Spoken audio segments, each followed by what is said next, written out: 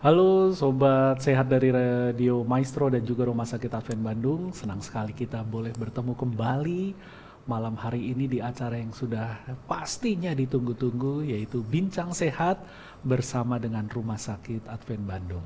Senang sekali kita boleh bertemu, ini masih bulan awal di tahun 2026 ya.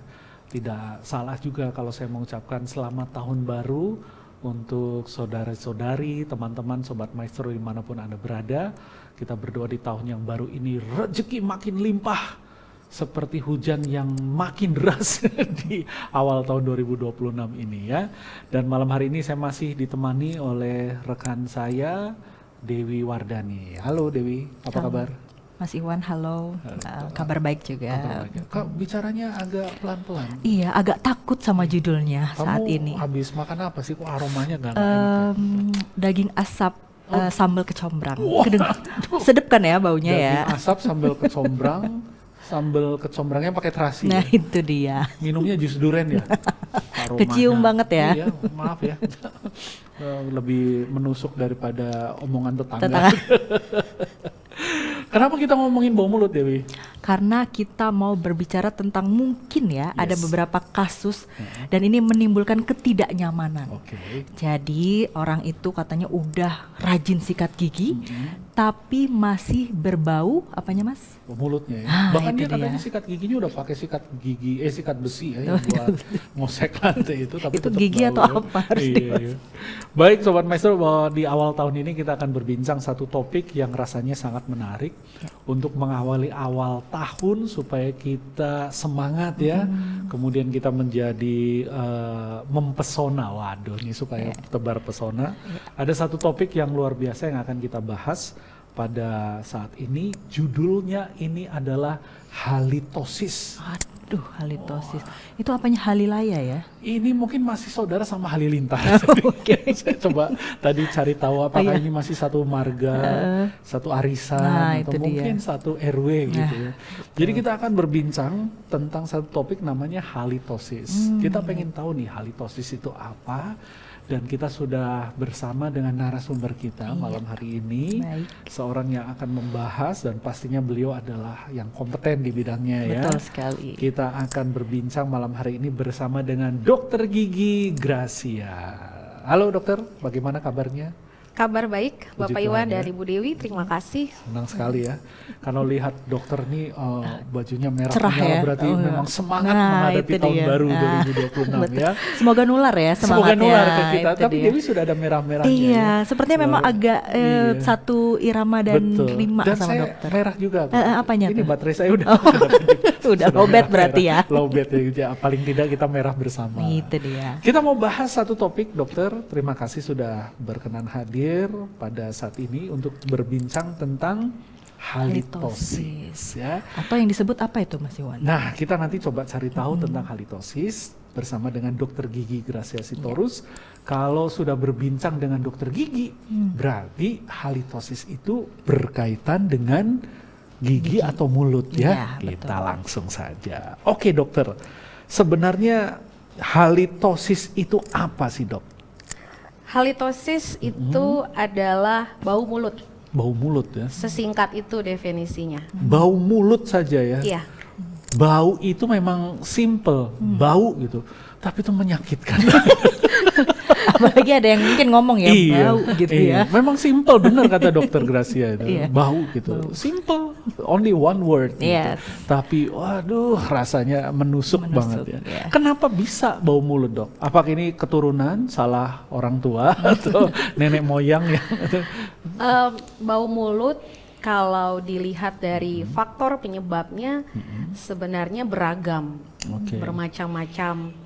Jadi kita perlu ada pemeriksaan gigi, pemeriksaan mulut yang jelas untuk mengetahui penyebabnya apa. Penyebabnya ya secara jelas pasti yang ada di dalam mulut.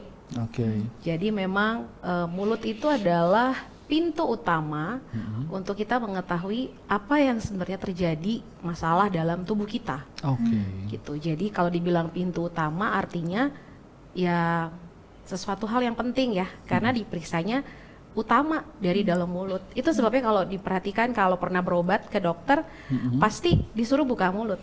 Iya. Karena mau dilihat ada apa dalam mulut. Nggak hanya ke dokter gigi aja gitu. Artinya kalau kita ke dokter umum atau spesialis yang lain, ya biasanya akan dilihat dalam mulutnya. Jadi kalau halitosis adalah bau mulut, jadi penyebabnya ada di dalam mulut. Yang paling utama, saya bisa sebutkan ada 2 yang paling sering terjadi. Pertama adalah karang gigi. Karang. Lalu kedua ada gigi berlubang. Oh. Itu jelas sekali gitu ya. Karena kalau karang gigi itu ya mungkin orang tidak merasakan ada keluhan. Artinya secara umum ya mungkin ya biasa aja gitu karang gigi. Yang tahu itu karang gigi sebenarnya ya dokternya. Tapi kalau gigi berlubang sebenarnya orangnya, pasiennya pasti udah tahu ya. Karena biasanya sakit dong. Ya, jadi mereka akan ke dokter gigi kalau udah ada sakit. Iya, Betul. Sedangkan kalau gigi berlubang itu sudah kedetek atau sudah ada biasanya dari yang kecil saja sudah bisa terlihat itu sebuah lubang. Baik. Jadi artinya nggak semua orang bisa sadar diri kalau memang ada masalah gigi berlubang atau karang gigi. Baik. Gitu. Baik. Memang apa namanya, kalau periksa ke dokter gigi harus dibuka giginya ya, harus buka mulutnya. Iya. Tempo hari saya ke dokter gigi dibuka telinganya gitu. Buat apa itu? Saya pakai headset, dokternya ngomong saya Nggak nggak dengar. denger, Ya, Pak dibuka dulu telinganya gitu. Jadi itu pengecualian ya. iya. Waktu itu saya pernah ke dokter gigi tapi disuruh buka telinga. Tapi memang menarik ya kalau dilihat, maksudnya seperti yang tadi dokter sampaikan, hampir semua dokter memang menyarankan atau akan memberikan instruksi untuk membuka mulutnya terlebih dahulu. Nah ini berarti kan dari satu sisi kita itu nggak boleh sembarangan juga ya memasukkan sesuatu ke dalam mulut kita, dan pada akhirnya nanti bisa terjadi yang tadi dinamakan halitosis tadi oleh dokter tadi sampaikan. Pertanyaan dok, kan orang itu ada masa-masanya mulutnya baunya nggak enak nih dok ya. Contoh bangun tidur nih. Nah, ya. Bangun tidur. Kalau bangun tidur mau nggak dicium suami? Bangun tidur, bangun Ya kita tidur. Menghindar pasrah aja lah. Biasanya kan kita bangun tidur mulutnya bau. Nah, Iya. halitosis ini apakah sesuatu yang memang terjadi sesaat, dok? Atau memang itu melekat gitu? Jadi sudah seperti si mereknya seseorang lah ya. Dia kan deket-deket itu mulutnya bau gitu. Atau hanya momen sesaat habis makan durian kah? Durian baunya khas lah ya. Habis makan daging, kemudian sendawa, mulutnya bau, atau makan bawang nih. Iya, bawang putih. Gimana dok? Itu sesuatu yang sesaat terjadi bisa hilang atau memang melekat ke seseorang? Kalau penyebabnya masih ada di dalam mulut, pastinya itu akan membuat jadi berkepanjangan bau mulutnya. Jadi balik lagi ke faktor penyebabnya. Contohnya kalau gigi berlubang ya, paling sederhana sekali. Gigi berlubang itu khasnya adalah ya mungkin karena kita nggak sikat gigi dengan teratur. Jadi kalau balik lagi tadi ceritanya bangun tidur, kenapa bau mulut ya? Gitu. Jadi teorinya adalah 2 kali sehari untuk sikat gigi. Pagi setelah makan, malam sebelum tidur. Okay. Yang saya selalu tekankan kepada pasien saya adalah jangan pernah skip sikat gigi malam. Sebelum tidur itu ya? Yes, sebelum tidur. Kenapa? Let's say hari ini saya sikat gigi nih tadi pagi setelah makan. Lalu malam-malam saya males sikat gigi. Besoknya lagi kan baru sikat gigi. Betul. Jadi 24 jam. Bayangkan 24 jam saya tidak sikat gigi, dan itu nggak hanya sehari, 2 hari, 1 minggu, 1 bulan. Jadi nggak heran bau mulut itu ya akan di situ terus gitu. Ada nggak sih orang yang passionnya memang bau mulut gitu? Ya saya rasa manusia normal Iya. tidak ada yang suka bau. Betul. Ya pasti semua suka yang harum, yang wangi gitu. Oke. Jadi yang bahayanya adalah kalau kita merasa diri kita punya bau mulut, kita tidak merasa terusik, kita tidak merasa terganggu, tapi mengganggu orang lain. Iya. Ya itu yang paling parahnya. Tapi biasanya mungkin mostly orang akan merasa minder. Ya jadi kayak ngerasa malu untuk bicara, atau mungkin udah tahu nih karena dia udah punya bau mulut gitu. Jadi orang pun yang sekelilingnya, sekitarnya mungkin juga takut atau segan untuk menegur. Iya. Jadi mungkin bagusnya kita sadar diri, kita periksa dulu, karena kalau ternyata tidak ada masalah dalam mulut, karang gigi, gigi berlubang, ada faktor eksternal lain. Contohnya yang suka ada atau memang memiliki riwayat gangguan lambung, mah, GERD itu ya yang biasa terjadi ya. Itu membuat masalah juga ada bau mulut. Ya bagaimana sistemnya atau gimana caranya itu jadi bau mulut ya mungkin harus kita tanya detail sama bagian internis gitu ya atau gastritis gitu ya. Jadi itu faktor lain selain dalam mulut. Lalu ada juga faktor misalkan masalah pernafasan. Kalau ada yang amandelnya lagi bengkak, tonsilnya bengkak, meradang merah, ada juga bau mulutnya. Perhatikan anak-anak yang sering batuk, lalu tenggorokan merah, merona begitu. Biasanya kalau kita berdekatan sama dia, kita ingin mencium anak ini, biasanya ada bau mulut yang tidak enak. Atau masalah sinusitis, masalah hidung juga gitu. Jadi biasanya kalau saya cek pasien kalau tidak ada masalah dalam mulut, hal itu yang akan saya tanyakan. Atau kalau mereka juga nggak tahu, coba periksa. Kayak gitu. Jadi enggak satu-satunya masalah dalam mulut gitu. Karena saya juga pernah ada konsultasi pasien, saya bagus-bagus aja giginya mulutnya normal, bagus sehat aja. Dan memang setelah saya periksa iya ya gitu, bagus, nggak ada masalah. Tapi dia merasa dia bau mulut gitu. Jadi mungkin nggak semata-mata hanya masalah gigi, masalah dalam mulut. Cuman masalah gigi pun perlu jadi perhatian. Karena tidak semua orang peduli, sadar untuk masalah seperti itu. Karena biasanya yang datang ke dokter gigi kalau sudah sakit sekali, kalau sudah bengkak sekali, jadi semuanya udah level sekali. Jadi nggak ada yang masih biasa-biasa atau mungkin jarang yang akan kontrol 3 bulan 6 bulan sekali gitu ya. Betul. Itu ya, berarti harus periksa secara rutin gitu. Coba buka mulut. Kenapa ya? Ada banyak rahasia di mulut saya, tolong jangan ya.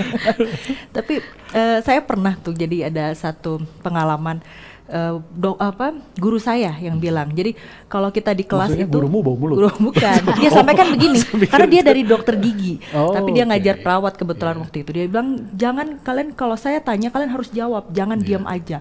Kalau enggak kalian bau mulut." Katanya seperti itu gitu. Jadi saya pun berpikir kenapa ya gitu ya. Apakah dengan maksudnya kita diam aja terus bakterinya jadi lebih banyak atau gimana gitu kan? Padahal dulu saya waktu di kelas ditanya sama guru saya memang banyak diam. Karena saya baca statement di ruangan kakek saya itu silent is gold. Diam itu adalah emas. Jadi waktu saya ditanya saya nggak jawab-jawab, guru saya penasaran gitu. Akhirnya ditanya ke orang tua saya, kenapa Iwan nggak mau jawab? Gitu. Saya ditanya bapak saya karena diam adalah emas. Berharap emas berarti ya. Oke. Jadi dokter, kalau misalnya itu masalahnya di mulut ini dok ya, ada saya lihat orang yang memang ya bau lah mulutnya. Kemudian saya lihat lidahnya agak pucat gitu loh dok. Saya lihat, lidahnya seperti ada kelainan seperti itu berpengaruh kah dok? Atau dari lidah itu sebenarnya dari gigi? Atau gigi kena dari lidah dok? Dan kenapa lidahnya jadi apa sih istilahnya putih, jamur kah atau apa gitu? Silakan dok. Ya, jadi kalau untuk lidah pasti bagian dari dalam mulut ya. Jadi memang saya suka berpesan pada pasien, selain sikat gigi, lidahnya juga harus dibersihin. Lidahnya harus disikat. Cuman bukan berarti lidah itu kan lunak ya. Jadi otomatis ada yang sensitif. Jadi kena sedikit ke lidah tuh bawaannya kayak pengen muntah, mual gitu.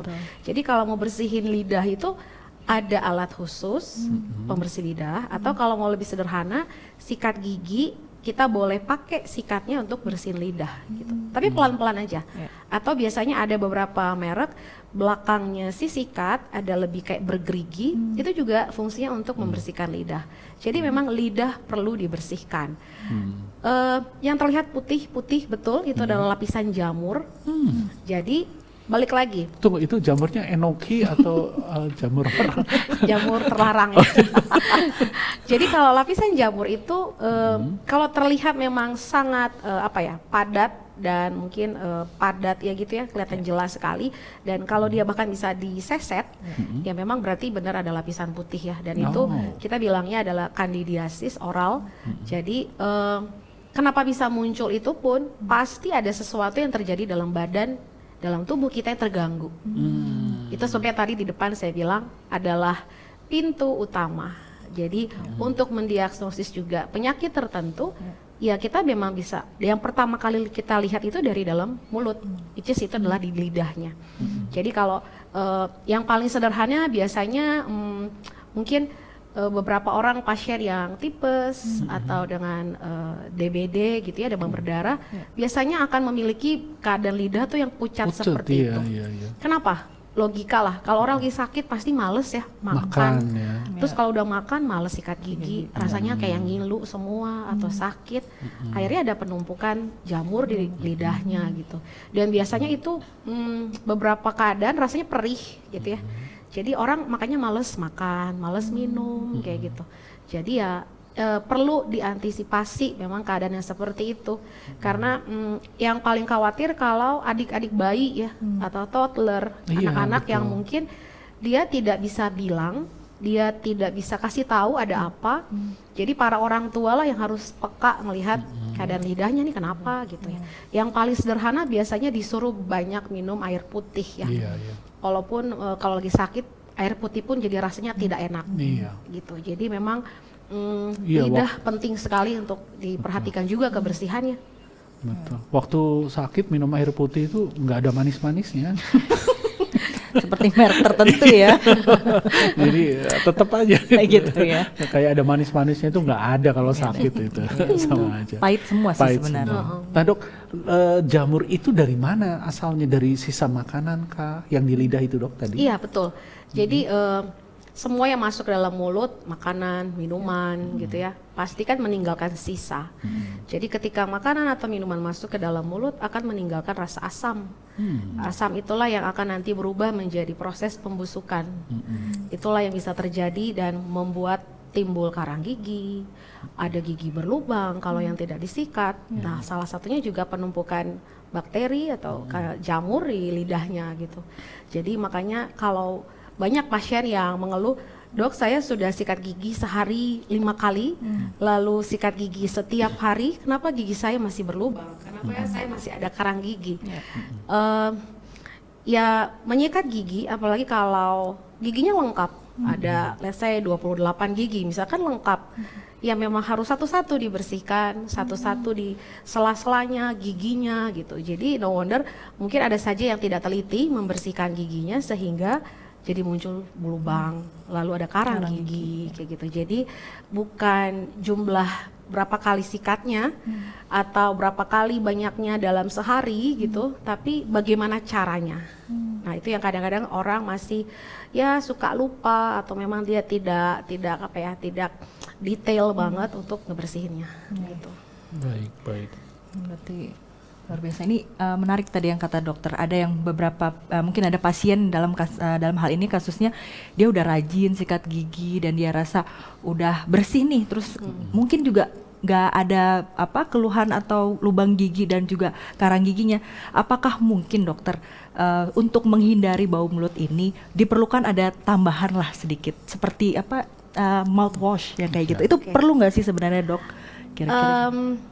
Kalau buat saya sebenarnya dengan membersihkan gigi, menyikat gigi dengan cara yang tepat, harusnya kita sudah mencapai kebersihan mulut yang optimal.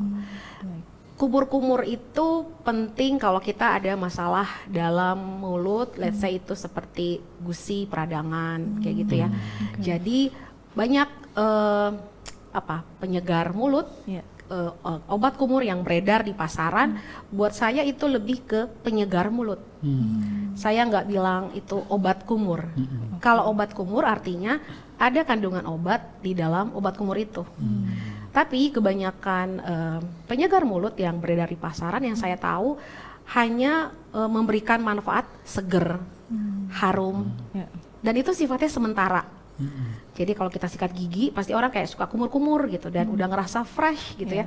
Tapi nyatanya itu sifatnya sementara. Bayangkan kalau ada 4 atau 5 gigi yang berlubang, kita udah sikat gigi, lalu kita kumur-kumur. Mungkin 1-2 jam pertama rasanya seger, enak gitu ya.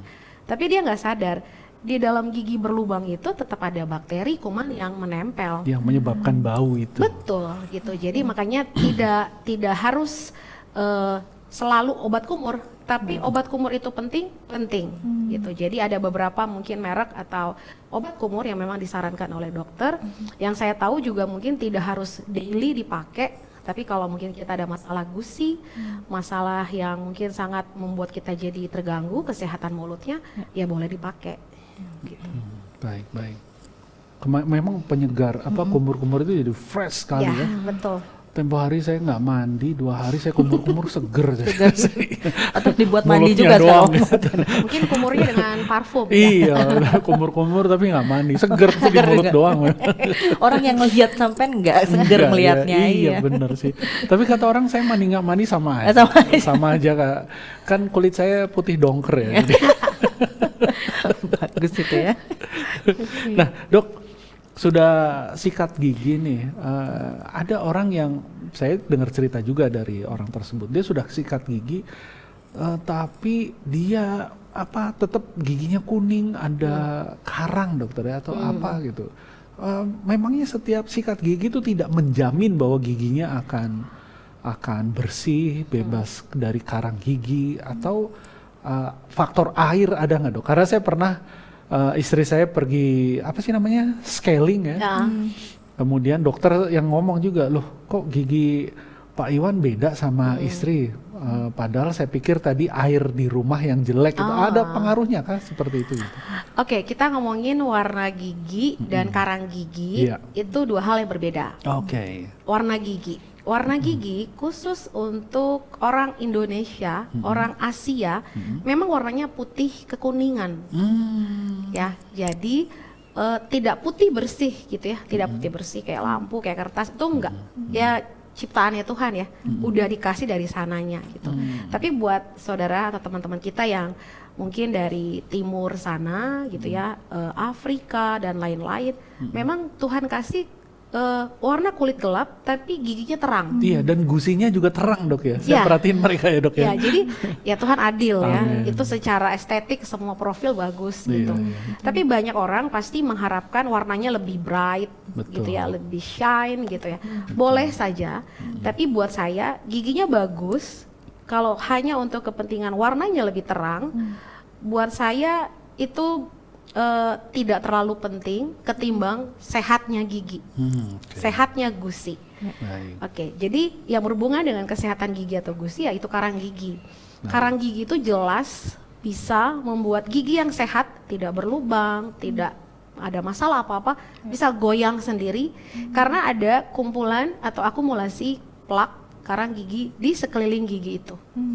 Gigi bisa goyang sendiri gara-gara karang gigi. Kenapa dok? Karena karang gigi itu isinya kuman, bakteri. Ketemu sisa makanan, ketemu waktu yang berpanjangan, tidak disikat dan lain-lain, ya gigi itu jadi masalah.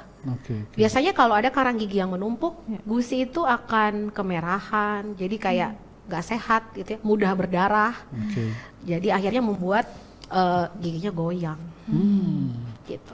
Jadi ya memang perlu pemeriksaan 6 bulan sekali itu benar, itu perlu sekali. Periksa dokter ya untuk kontrol karang gigi dan lain sebagainya. Yes, betul. Kalau ini dok, minuman berwarna, kopi, kemudian ya teh. banyak ya teh, dan mungkin sekarang ya banyak ya zaman sekarang ya sudah ada perubahan. Zaman dulu kan orang yuk ngobrol. Sekarang yuk ngopi. Padahal yang diminum belum tentu kopi gitu. Tapi saya lihat memang di kafe, di tempat nongkrong itu minumannya banyak berwarna-warni dan segala macam. Itu mempengaruhi kecerahan gigi dan bahkan bau mulut kah atau? Betul. Jadi contohnya memang yang paling sering teh, kopi, coklat sekalipun, dan yang paling sering adalah rokok. Jadi itu semua membuat memang warna gigi ya lebih gelap mungkin ya, atau kekuningan sih sebenarnya ya, dengan ya intensitasnya mungkin paling sering ya, sering sekali. Yang paling jelas biasanya sih rokok ya, karena dengan rokok nikotin itu memang bisa membuat warna gusi yang merah muda, merah itu bisa jadi hitam, bisa jadi gelap, karena memang ya intensitas merokoknya mungkin sering sekali gitu. Jadi ya mungkin itu tidak ada perubahan rasa sakit di orang itu. Jadi ya memang mungkin mereka nggak akan menghindari gitu ya, karena mungkin fungsinya buat mereka rokok itu lebih banyak gitu. Kalau untuk minuman teh, kopi, coklat juga sama ya, sering ya. Yang paling sering itu biasanya kopi. Tapi melihat perubahannya ada di balik gigi justru, bukan yang permukaan gigi.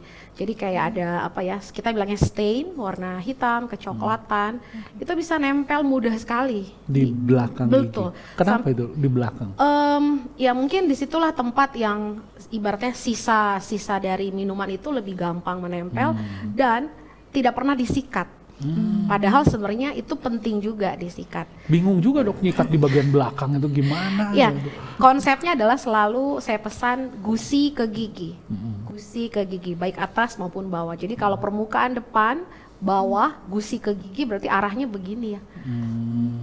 Sampai ke belakang juga. Nanti mungkin banyak ada di YouTube atau lain-lain cara menyikat gigi seperti itu. Tapi memang itu yang mudah menempel stain itu. Bahkan ada pasien saya satu ibu-ibu, dia mengaku suka sekali minum teh hampir setiap hari. Karena saya jelaskan ini harus mesti segera disikat, dibersihin.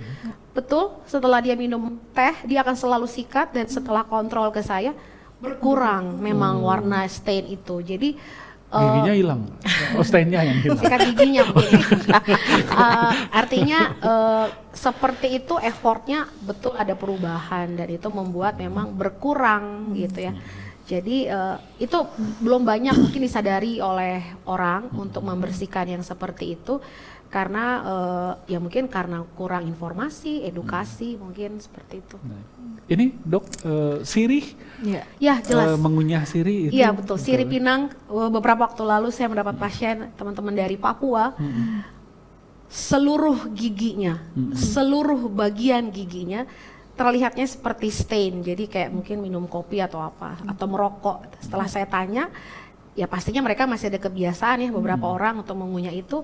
Semua ceruk-ceruk gigi itu akan ada warna-warna coklat kehitaman dan itu PR buat kami untuk membersihkannya karena membersihkan itu jauh lebih susah ketimbang membersihkan karang gigi gitu. Jadi dan waktunya, durasinya pasti lebih lama. Jadi mungkin pasien harus ikhlas membuka mulut lama-lama supaya kita bisa bersihkan lebih baik. Tapi kalau kebiasaan itu sering dilakukan, ya nggak heran itu akan muncul lagi, berulang lagi kayak gitu. Tapi mitosnya mengunyah sirih itu membuat gigi, Gigi kuat. betul Betul. Pak? Betul ya dok ya? Betul, kuat. Tapi saya pikir ini baik lagi mungkin keciptaan Tuhan ya. Betul. Ada suku-suku tertentu yang saya pernah tangani, termasuk suku Batak, suku yang dari timur, kekuatan giginya memang sangat kuat. Jadi 2025 itu yang dari Papua, pengalaman saya kayaknya mungkin saya jadi dokter gigi sudah berapa belas tahun.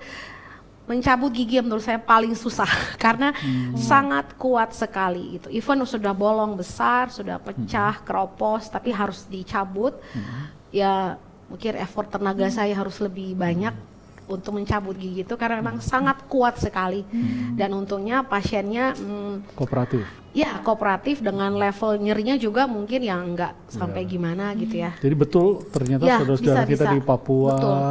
di Sumatera Utara, mereka mengunyah sirih itu memang betul untuk kekuatan Yes, gigi. betul, Ya. kekuatan giginya bertambah ya. Baik, baik. Mungkin perlu juga, ini bagus juga buat riset ya. Apa yang bagus dari sirih, Oke. tapi tidak bikin stain Ya. seperti itu ya. Penelitian. Di ini Memang- jadi blender Bener. dari dalam soalnya. Karena harus di. Oh iya juga sih ya. Makanya saya lihat dokter Gracia ini rajin fitness sekarang. Oh gitu. Oke. Itu mempersiapkan mencabut gigi yang kuat-kuat. Supaya kuat ya. Iya. Oke. betul. Gimana dek? Iya, baik kalau tadi kita sudah dijelaskan ke dokter apa aja penyebab dari bau mulut ini ya. Tapi mungkin pertanyaannya sekarang dokter, mungkin kapan kira-kira? Mungkin kita sudah ngerasa ini udah bau mulut, udah nggak nyaman. Kapan kira-kira ini sepertinya tandanya udah lebih ke serius nih, gitu dok. Dan memang harus cepet-cepet nih kan dokter bilang tadi kalau nggak sakit sekali, Iya. nyeri sekali itu baru datang gitu. Tapi ada nggak sih tanda-tanda yang orang tuh harus aware ini harus cepet-cepet nih ke dokter nih? Itu gimana dok? Ya untuk kesehatan gigi sebenarnya ya standarnya adalah ngerasa ngilu aja, dan itu intens ya. Artinya nggak mungkin kalau sesekali saja mungkin ya masih bisa dibilang giginya sensitif. Tapi kalau intensitas nyerinya sudah sering gitu ya, hampir tiap hari atau hampir setiap makan, ya perlu gitu, perlu diperiksa. Kadang-kadang memang kurang yakin karena mungkin kita suka ngaca, kita lihat enggak kok baik-baik aja gitu ya. Tapi kan ada rasanya yang kita rasakan yang rasa-rasanya kok terganggu gitu ya. Ya pastinya perlu gitu karena ada beberapa keadaan even sudah bolong besar sekalipun ada yang tidak merasakan pernah sakit. Ya. Jadi mungkin itu balik lagi ke imun tubuh kali ya, kuat menerima serangan ya atau rangsangan kuman bakteri tapi kuat. Jadi sampai yang udah bolong besar pun tidak merasa ada nyeri hebat gitu. Tapi ada yang udah cuman bolong kecil udah ngerasa ngilu gitu. Jadi artinya yang ngilu itu kalau sering hampir setiap hari, setiap makan, apalagi minum aja ngilu, ya perlu dicek gitu. Karena proses terjadinya lubang gigi itu sangat cepat. Gitu. Jadi contoh yang paling sederhana, di anak usia 6 tahun akan muncul gigi geraham tetap tanpa gigi susu ya, langsung muncul di usia 6 tahun, 4, kanan bawah kanan kiri gitu ya, atas bawah kan. Enggak heran di usia mungkin 15 tahun atau 20 tahun udah ada yang gigi geraham pertamanya rusak. Kenapa? Karena dari umur 6 tahun sudah tumbuh. Jadi akhirnya banyak yang kehilangan gigi geraham pertama itu ya di usia muda gitu. Jadi kadang-kadang saya suka kasih suggestionnya ya kalau bisa dipertahankan ya dipertahankan gitu, jangan langsung dicabut gitu. Tapi kan edukasi seperti itu mungkin masih kurang di masyarakat. Jadi akhirnya semua mungkin ya main cabut gitu. Jadi ya perlu pemeriksaan dini. Jadi memang waktu yang paling tepat mungkin 6 bulan atau paling ya mungkin kalau kayak insurance jatahnya setahun sekali gitu ya. Itu udah paling cocok menurut saya. Nah, saya pernah sih kejadian begitu. Jadi suatu ketika saya berkunjung ke satu tempat kota kecil lah di Sumatera sana. Berangkat dari Bandung gigi saya udah sakit luar biasa. Saya pergi ke dokter gigi, ada titik hitam dok di geraham Gigi, ya. betul. Kemudian dokter memang bilang ini mesti ditambal atau saluran akar ya, perawatan perawatan saluran itu. akar. Tapi karena udah tinggal 2 hari, saya berangkat aja sampai di sana saya nggak tahan. Saya pergi ke dokter gigi, saya mungkin hanya pengen painkiller atau apa. Ya.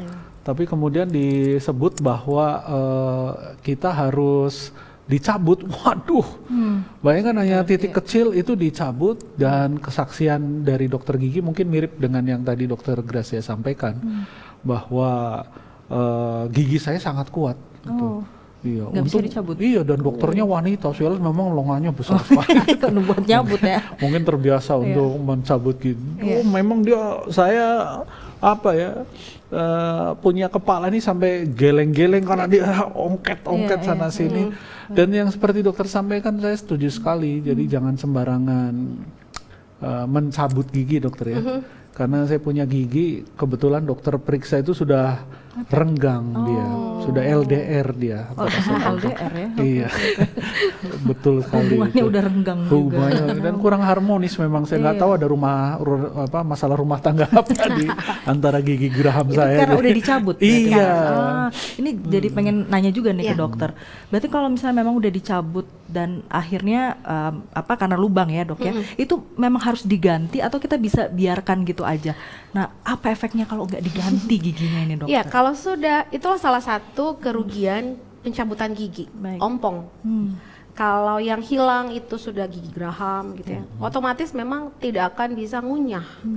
Jadi kalau kayak Pak Iwan sudah hilang gigi geraham kecilnya, ya saya bisa pastikan dia akan mengunyah di sisi itu akan berkurang, nggak aktif lagi gitu. Dia akan pindah ke sisi yang satunya. Jadi setiap pencabutan gigi dan luka bekas cabutnya sudah menutup dengan bagus, perlu diganti gigi palsu. Ya nanti itu gigi palsu beda-beda lagi ya, tipenya seperti apa. Tapi konsepnya adalah perlu diganti, fungsinya cuma satu, mengembalikan fungsi pengunyahan. Jadi saya tidak setuju dengan metode para asuransi yang selalu mengira gigi palsu adalah estetik, salah besar. Apalagi yang hilang gigi geraham. Jadi fungsinya adalah memang satu, mengganggu fungsi pengunyahan. Jadi memang itu perlu diganti. Dan kalau nggak diganti, ya seperti yang tadi, gigi-gigi lain akan bergeser ke arah yang kosong, lalu akan menyebabkan pertemuan antara gigitan atas dengan bawah udah nggak serasi. Jadi ya contohnya adalah yang paling terlihat kalau gigi depan itu ada kita bilangnya open bite. Jadi gigitannya terbuka. Yang paling ya ini fun fact-nya ya. Mau menggigit mie atau bihun nggak bisa dengan gigi depan. Karena open bite. Udah Jadi ada ya celah. ada celah. Jadi setipis mie bihun nggak Iya, tergigit nggak bisa. dan itu rasanya nggak nikmat. Betul. Makan mie nggak tergigit gak enak. Jadi kalau seperti itu ya mungkin ada yang harus diperbaiki hubungan oklusi giginya itu nanti mungkin dengan perawatan yang lain gitu ya. Tapi pastinya ompong betul harus diganti dengan gigi palsu. Gitu. Baik. Padahal saya nggak suka yang namanya kepalsuan. Oh, iya. Berarti nggak diganti-ganti kan? Muak saya. Itu sebabnya akhirnya ada masalah rumah Ada tangga di gigi saya Oke. merenggang. Baik. Baik dok, kalau kemudian sikat gigi berdarah gusinya, kadang itu ada masanya waktu sikat gigi, loh waktu kumur-kumur busanya itu kemerahan, kemudian waktu kita waktu kita kumur agak perih, itu penyebabnya apa ya dok ya? Yang paling sering karena karang gigi. Karena Jadi kalau karang gigi itu numbuhnya, letaknya di balik gusi. Ya, jadi itu sebabnya ya mungkin yang pernah scaling sama saya gitu ya, rasanya mungkin seperti dicolok gitu ya. Karena saya harus menjangkau ke bawah sekali atau ke atas sekali supaya karang gigi itu bisa lepas gitu. di balik gusi. Yes, Oke. jadi memang rasanya kita kayak ngorek sesuatu gitu.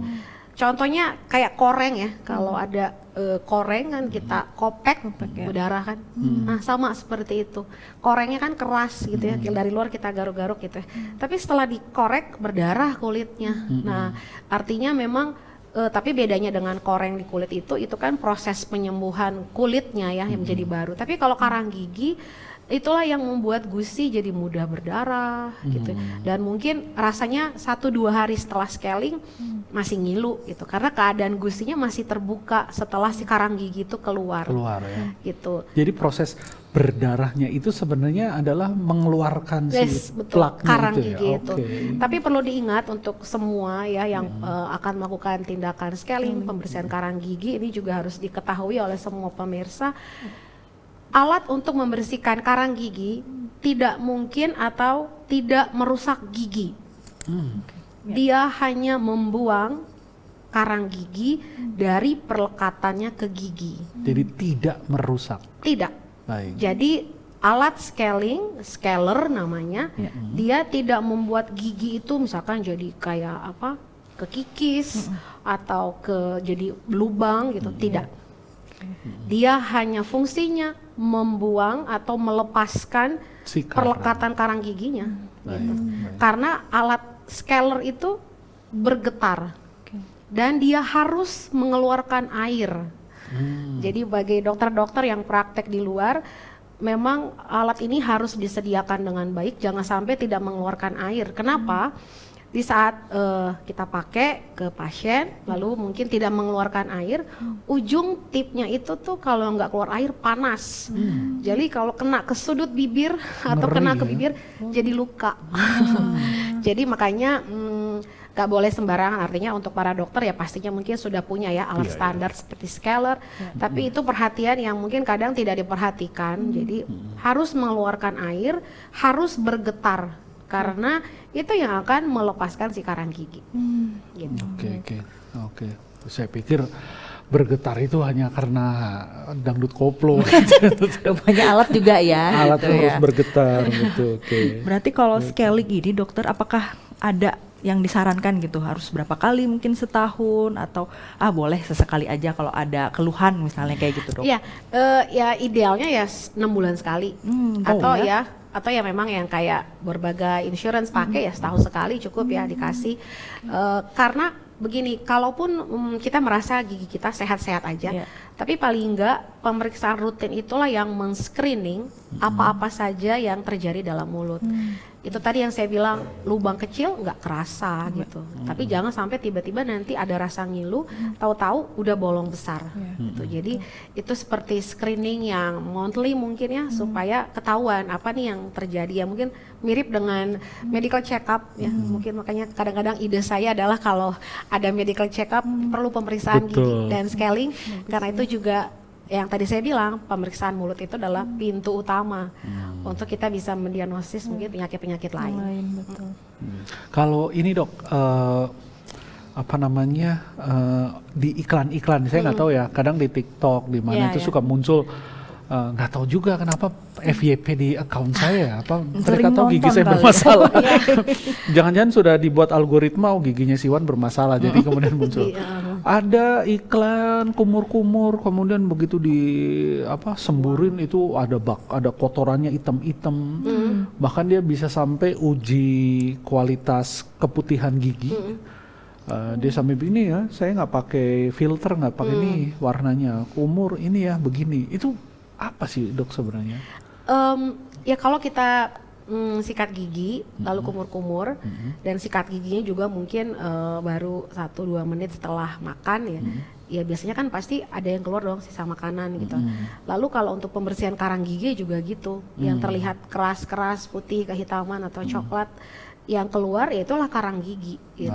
Tapi yang perlu diingat, tidak ada satu produk pasta gigi atau obat kumur yang bisa meruntuhkan atau melepaskan karang gigi. Menurut saya tidak ada. Nggak ada ya. Tetap karang gigi sifatnya keras, lalu dia menempel kuat di gigi. Jadi memang harus ada alat khusus elektrik bergetar yang bisa melepaskan itu. Itu sebabnya karang gigi bisa membuat gigi yang utuh, bagus, sehat, goyang. Saking dia mungkin ya kuat ya, karang gigi itu kuat ya, dia nempel. Jadi bahkan malah ada yang takut dibersihkan karang giginya pada gigi yang goyang, karena pas dibersihkan karang giginya jadi ikut lepas. Gitu. Ya mungkin keuntungan ya, jadi nggak ada tindakan pencabutan. Cuman maksudnya ya. Itu namanya cabut satu gratis satu.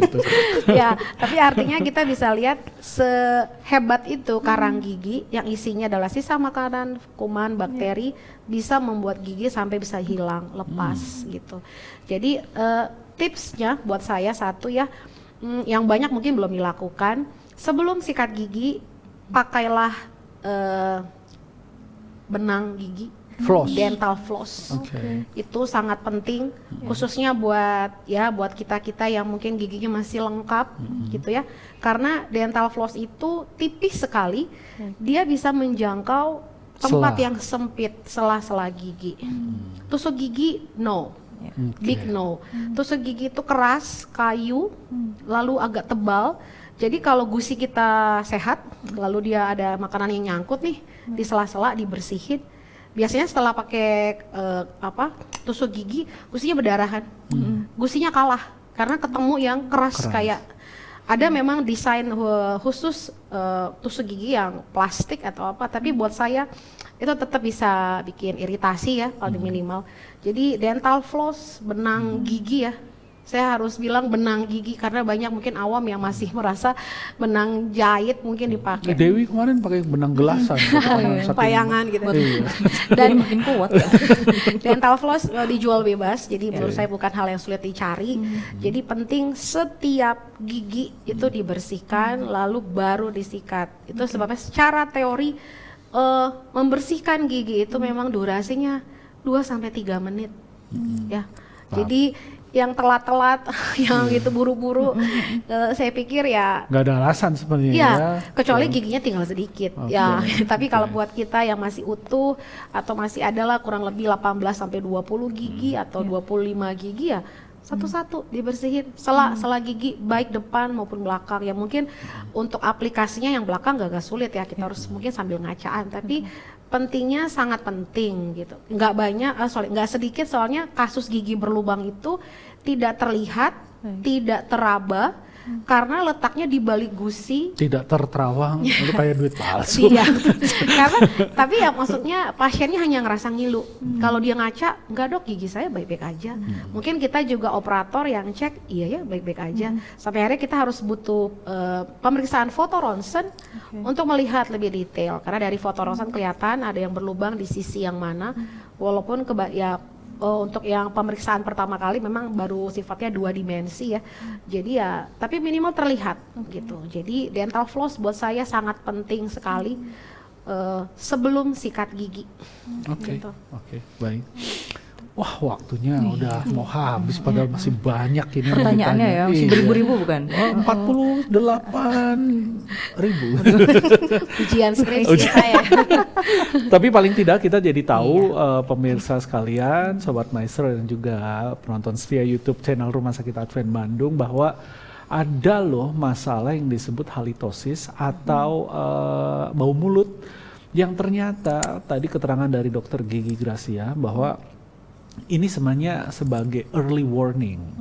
Masalahnya kalau dari rongga mulut mungkin ya lebih ringan, tapi tadi diberikan pengetahuan yang saya pikir nih sangat berharga karena bau mulut kita bisa juga menjadi penanda bahwa ada sesuatu yang salah di dalam organ tubuh kita. Jadi mari pergi ke dokter gigi supaya kemudian kita bisa cari tahu ya. Dan kalau pergi ke dokter gigi itu tidak perlu pakai obat kumur ya supaya nanti dokter langsung tahu oh ini ada masalah apa ya. Jangan seperti saya kalau ke dokter gigi nggak pede, saya makan permen karet. Jadi Iya, dokter ya. nggak bisa mendeteksi Oke, ada masalah betul. apa. Oke dokter, sebelum kita akhiri mungkin ada nasihat singkat untuk Sobat Maestro, pemirsa YouTube channel Rumah Sakit tentang halitosis dan bagaimana tetap segar nafas, gigi kita tetap sehat. Silahkan dok. Oke, baik Sobat Maestro dan penonton setia YouTube channel Rumah Sakit Advent.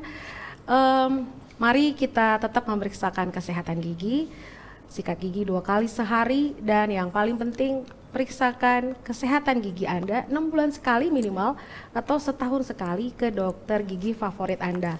Mari kita jaga kesehatan gigi sebelum kita harus mengeluarkan uang lebih banyak untuk mengatasi masalah gigi ini. Oke, mantap sekali ya. Iya, keren. Jadi lebih bagus hemat dulu periksa ke dokter gigi ketimbang nanti ketahuan banyak sudah harus berbagai macam dokter dikunjungi ya. Jadi waktu Bapak Ibu ke rumah sakit biarlah hanya berkunjung ke satu dokter saja. Jangan sampai hospital tour ya. Mengunjungi berbagai macam supaya kita tetap sehat. Baik. Dan kalau Sobat Maestro, para pemirsa YouTube channel Rumah Sakit Advent pengen konsultasi lebih lanjut dengan Dokter Gigi Gracia, silahkan dokter praktek setiap hari apa dokter? Setiap hari kecuali hari Sabtu dan Baik. tanggal merah libur Oke. nasional. Jadi Minggu sampai Jumat dokter, Yes. jamnya? Minggu sampai Kamis. Oh Minggu sampai Kamis jam? jam 8 sampai jam 3 sore. Minggu sampai Kamis jam 8 sampai jam 3 sore. Di hari Jumat jam 8 pagi sampai jam 12 siang ya. Hari Jumat jam 8 sampai jam 12 siang.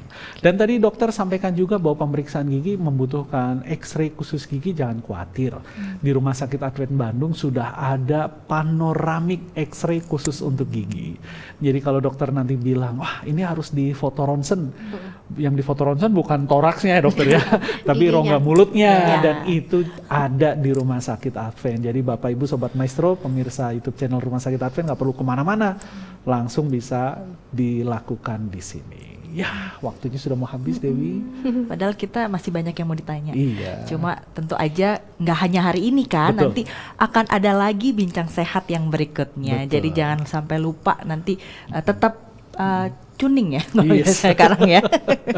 Dan mungkin nanti dokter gigi Gracia bukan hanya Bisa, berbicara masalah iya. bau mulut ya, Tapi yang mungkin lain bau lagi. badan. Oh, enggak dong, tetap tentang gigi Tentang dong. gigi ya, namanya Iya. juga dokter gigi ya. Iya, Baik. betul sekali. Terima kasih banyak para pemirsa dan pendengar setia Bincang Sehat Rumah Sakit Advent Bandung. Waktu juga yang memisahkan kita, tapi jangan kemana-mana. Setiap hari Kamis jam 18 sampai jam 19 tetap berada di channel yang sama, di gelombang radio yang sama. Kita akan terus mendapatkan update pengetahuan kesehatan dan juga info-info yang pasti kita perlukan supaya hidup kita tetap sehat.